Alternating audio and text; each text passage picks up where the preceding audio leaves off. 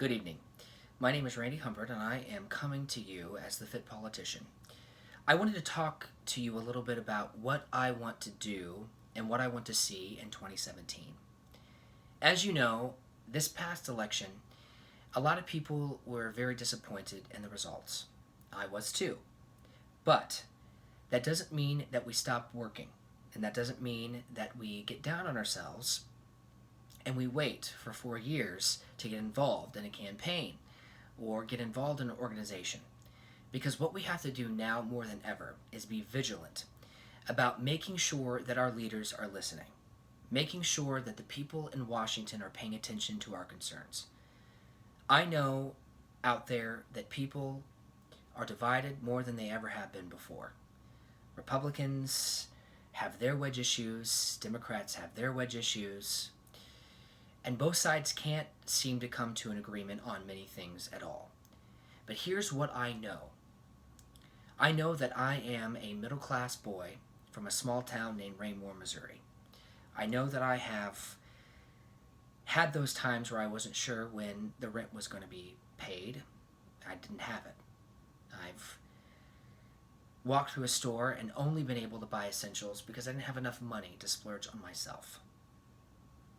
I've been there when I didn't really have enough money to buy clothes even for work. I've worked for the minimum wage. I know what the price of milk is.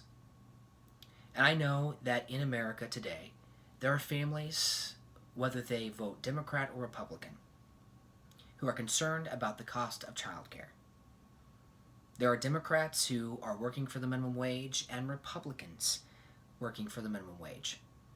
There are people who tend to vote Republican that are worried about how they're going to send their kids to college, just as there are Democrats who are worried about the same thing. Both Republicans and Democrats may be worrying about Social Security or Medicare, and you might even be worrying about the safety for you and your children as you go to a movie theater or even go to church. These issues are not Republican or Democrat issues. These are just human issues. And together, what we have to do is agree that we need solutions. The problem is we have leaders in Washington who are not listening to us. They're listening to the lobbyists and people that send them money, people who make sure they get reelected every 2 years or get reelected every 6 years if you're a senator. And that's just not good enough anymore. It's not good enough anymore when Republicans and Democrats are asking themselves, how can Wall Street walk away and not be punished for tanking the economy? How is it that I can work so hard every day and vote for my Republican congressman or the Democrat voting for their Democratic congressman and yet still come home and not be able to put food on the table or take care of my family? Why is it that the majority of wealth in this country still continues to go to the top? We've been talking about these things forever, and I think the problem is that our political parties have kept us divided. And it's helped both of them for different reasons, but I think it's time that we stop being divided and we come together as one, and we make our leaders pay attention to the concerns that are affecting us.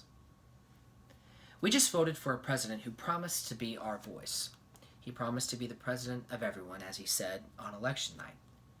He went around the country and he talked about all of these things. He talked about crony capitalism. He talked about corruption. He talked about working families seeing their jobs go overseas. The problem is that once we elected him and he won, we continue to see him fill his cabinet with billionaires and millionaires or Goldman Sachs executives. They don't seem too concerned with the concerns of Americans when they're repealing the Affordable Care Act but don't have a plan to replace it. That means they'll throw almost 20 million people off health insurance rolls. How is that helping anybody? Whether you're Republican and Democrat, I think we can agree that if someone has health insurance, it's not okay to take it away and not give them something in return. And how is it that a party that we've listened to for 8 years talk about the deficit just pass a budget that would raise our deficit by $9 trillion? This is the same party who filibustered all kinds of things because they demanded a balanced budget. Said that it was ruining the economy, weakening it. And they just voted to raise the debt ceiling. That doesn't seem like that political party is listening to us now, does it? Now, I'm not in office, and I'm not running yet. But I can tell you, these are things I hear all the time. And instead of talking past each other, I think that we need to have a conversation with each other about how we can make sure health care is affordable and that everyone can have it. Because when everyone has health insurance, that is going to bring our health care costs down. That's just a fact. I think we need to come together and talk about how we can actually raise wages. There's no reason why anyone working 40 hours a week should be making $7.25 an hour. I think we can all agree. I think we can come together and talk about how we can make college more affordable. It affects all of us. Those of us who have debt and those of us who are trying to send our kids there. We shouldn't go broke trying to get our kids an education. And I think that we can all agree that education is not something that we should be turning into a business. Education is something that is the right of every American. And it should be good education. It should be the best education. And I don't care what city you live in or what town you grew up in. You should be able to get the same education as the kid who lives in the wealthy area. Because only when we give everyone the same education can we actually look at them when they graduate and say, you got the same opportunity as everybody else in this country. Now it is your time to do something with it. It's up to you. We gave you the tools. Now you can run with those tools and make something of yourself.